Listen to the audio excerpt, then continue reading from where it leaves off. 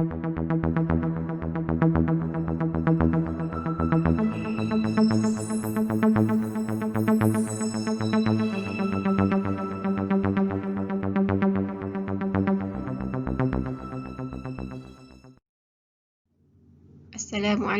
warahmatullahi wabarakatuh. Bertemu lagi kita dalam siri belajar bersama Ustazah Yohanis. Hari ini kita akan belajar Pendidikan Islam tingkatan 3, unit 2, tajuk Kewajipan Terhadap Jenazah, bidang fiqh, muka surat 130. Mohon bersedia semua dengan buku teks masing-masing ya.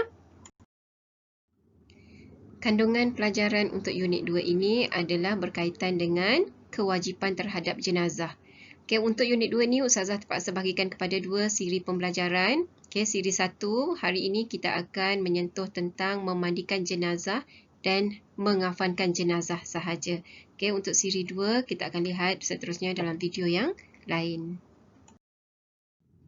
Kita mulakan dengan memandikan jenazah. Okay, kita lihat apakah maksud memandikan jenazah dan apakah tujuannya kita memandikan jenazah. Maksud memandikan jenazah ialah meratakan air ke seluruh tubuh jenazah.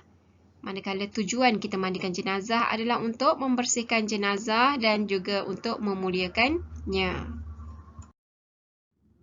Okay, untuk peralatan mandian jenazah, kita memerlukan beberapa peralatan ya. Sebelum mandikan jenazah, kita perlukan sedikit kapas. Okay, kapas gulung. Biasanya kita guna kapas gulung. Air yang bersih, air mutlak. Ini adalah putik kapas ya, yang kamu korek telinga tu. Okay, ini kapur barus, gayung, ataupun kalau kamu guna air direct daripada paip air, hose lah ya. Okay, getah paip. Ini ada sarung tangan, plastik untuk buang sampah. Ini adalah daun bidara dan juga kita perlukan sabun mandi. Okay, mari kita lihat cara memandikan jenazah. Kita akan bincangkan secara ringkas sahajalah ya, supaya kamu dapat tahu gambaran bagaimana cara orang memandikan jenazah. Okay, yang selebihnya kamu kena jalani praktikal di sekolah ataupun jika ada kematian, hendaklah kamu sertai supaya kamu dapat dengan lebih detail lagi. Okay. Yang pertama, jenazah hendaklah diletakkan di tempat yang tinggi supaya air mudah mengalir dan dia juga tidak akan terpercik semulalah kepada jenazah. Okay, itu penting. Kalau di surau, di masjid yang ada tempat mandikan jenazah, maka dia adalah tempat untuk letakkan jenazah tersebut. Kamu boleh tengok di sana ya. Okay. Yang kedua, memastikan aurat jenazah ditutup. Okay, memandikan jenazah, walaupun di jenazah, aurat tetap kena jaga. Kena guna sehelai kain yang boleh menutup jenazah tersebut. Okay, nak memandikannya maknanya tangan kita tu hanyalah lalu di bawah kain sahaja sambil menggosok-gosoknya ya. Okey, yang ketiga, semasa memandikan jenazah, kita kena tekan perut jenazah tu. Untuk apa ya? Bukan untuk menyakitkan dia, untuk mengeluarkan najis dan kotoran jika masih ada di dalam perut. Okey, ini perlu kita buat supaya semasa proses mengafankan jenazah tersebut tidak ada lagi najis yang keluar. Okey, yang keempat, step seterusnya membersihkan tubuh jenazah ni dari segala najis. Tadilah step ketiga tadi. Okey, dan juga perkara yang menghalang air. Ini jika ada tampalan-tampalan gam jika baru keluar daripada hospital, jika ada yang pakai kuitik yang dekat kuku tu. Jadi yang itu juga kena hilangkan dahulu ya, supaya proses mandi menjadi lancar dan sah lah. Okey, seterusnya step kelima, bersihkan gigi, hidung, telinga dan juga kuku. Okey, ni dengan cara menggunakan kain kafan jugalah yang dijahit menjadi sarung tangan. Okey, untuk kita sental gigi, bukan guna berus gigi macam biasalah ya. Biasa Ustazah tengok orang guna kain kafan je lah. Ya, masukkan tangan dalam mulut dan sental lah. Ya, jangan sampai menyakitkan jenazah. Okay, begitu juga dengan hidung, korek-korek sikit, telinga juga, serta kuku. Okay, supaya air sampailah semua di celah-celah ni. Okay. Okay. Step seterusnya yang keenam, jenazah diwudukkan dengan sempurna. Maknanya tukang mandikan jenazah ni, okay, dia akan niatkan ambil wuduk bagi pihak jenazah. Okey, yang ketujuh, step ketujuh, niat ketika memandikan jenazah. Orang yang memandikan jenazah juga perlu niatkanlah mandi wajib ke atas jenazah. Okey. Yang ke-8, siram seluruh tubuh dengan air bidara dan juga air bercampur sabun ya. Dah dicampur-campur semua tu. Okey, siram, gosok-gosok di seluruh tubuh jenazah. Okey, yang ke-9, step ke-9, last sekali bila dah selesai semua tu, kita bilas seluruh badan jenazah dengan air bersih lah, air mutlak ya, untuk membersihkan segala sabun-sabun yang kita basuh tadi. Dan yang last sekali, okey, selesaikan mandi jenazah ini dengan menyiram air kapur barus. Okey, dia ada tujuan dia. Air kapur barus ni dia macam menghalang bau-bauan yang tidak enak lah, yang terbit daripada bau jenazah. Okey, itu secara ringkasnya ya. Ni ringkasan sahaja. Step-step gambaran supaya kamu nampak macam mana cara orang memandikan jenazah. Okey, lepas ni praktikal lah ya. Okey. Seterusnya, kewajipan kedua yang perlu kita laksanakan ke atas jenazah ialah kafankan jenazah. Okey, kafankan ni berlaku selepas kita mandikan. Okey, maksud kafankan jenazah ialah menutup seluruh tubuh jenazah dengan sekurang-kurangnya sehelai kain. Itu paling kurang lah tu, sekurang-kurangnya sehelai kain. Okey, tujuannya ialah untuk menutup aurat jenazah. Itu pentingnya. Aurat ni kena jaga. Dah mati pun kena jaga aurat. Apatah lagi kita yang hidup. Sebab tu kita kena patuhi etika pakaian dalam Islam. Mari kita lihat cara kafankan jenazah. Okey, di sini kita lihat jenazah lelaki dan jenazah perempuan. Kita lihat jenazah lelaki dahulu ya. Okey, jenazah lelaki kita kena kafankan dia dengan 3 lapis kain putih ya. Kain tersebut hendaklah besarnya tu, lebarnya tu menutupi seluruh jenazah, seluruh tubuh jenazah. Okey, manakala jenazah perempuan, okey, dia memerlukan 1 lapis kain berbentuk baju untuk menutup jenazah. Seterusnya, 1 helai kain dipotong seperti tudung 3 segi untuk menutup kepala.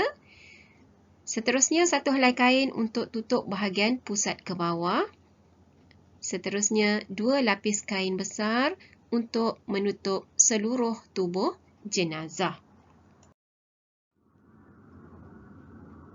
Contoh cara potong kain kafan perempuan. Okey, ini adalah bentuk baju. Kenapa bentuk macam ini? Bentuk macam ini adalah sebelum kepala jenazah dimasukkan. Bila dah dimasukkan nanti dia akan dilipat jadilah macam baju ya. Okey, ni tudung yang 3 segi tadi.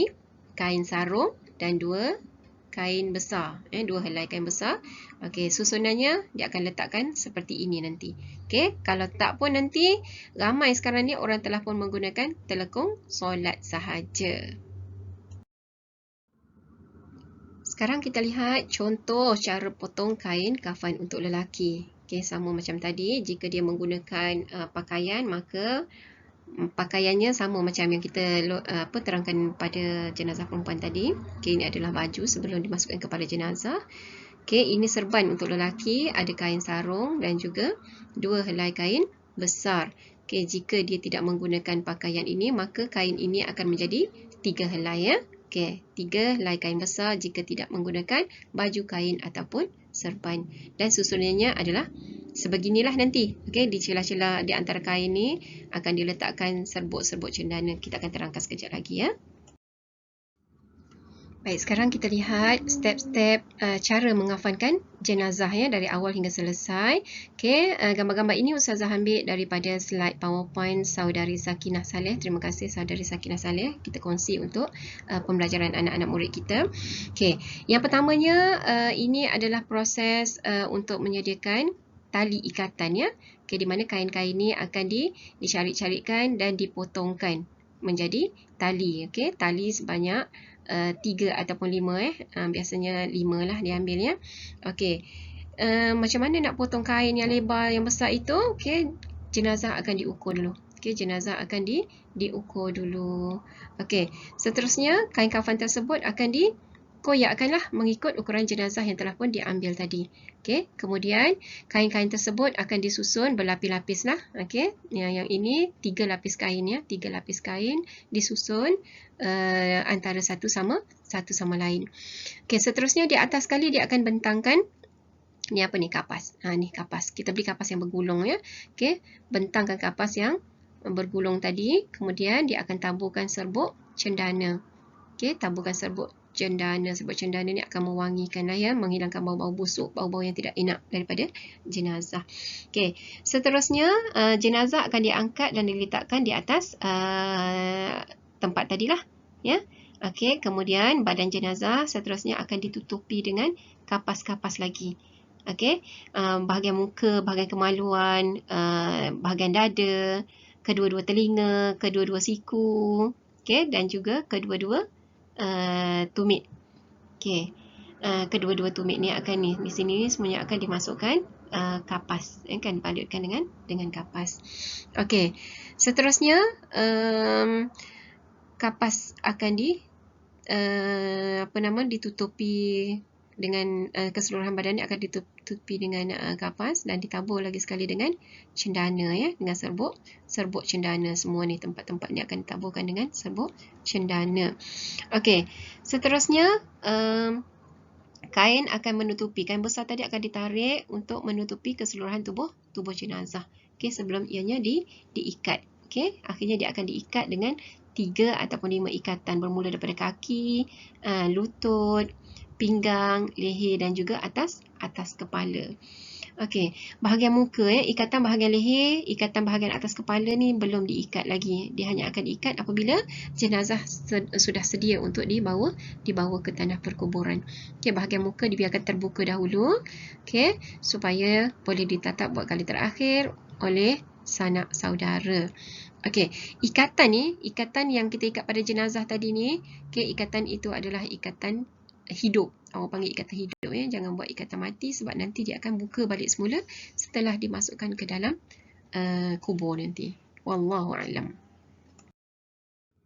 Terima kasih semua kepada anak-anak yang sudi belajar bersama Ustazah Yohanis ya. Okey, jangan lupa tekan butang sebagai tanda sokongan anda kepada channel Ustazah Yohanis. Jangan lupa subscribe, like dan share. Assalamualaikum warahmatullahi wabarakatuh.